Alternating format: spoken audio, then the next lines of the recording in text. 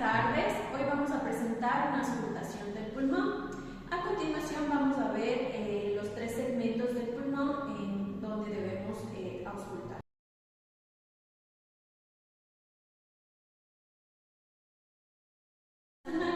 Apical vamos a colocar y vamos a pedir al paciente que inhale y exhale. Igual en la parte contraria del pulmón también vamos a pedir que inhale y exhale.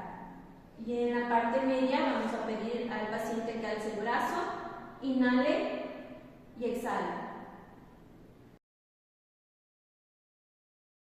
Posterior del paciente igual vamos a colocar en la zona apical y vamos a pedir al paciente que inhale y exhale.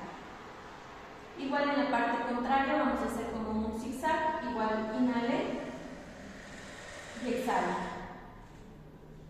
Igual en la parte media, inhale, exhale.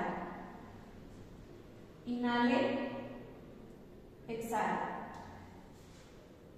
Inhale y exhale. Inhale y exhale.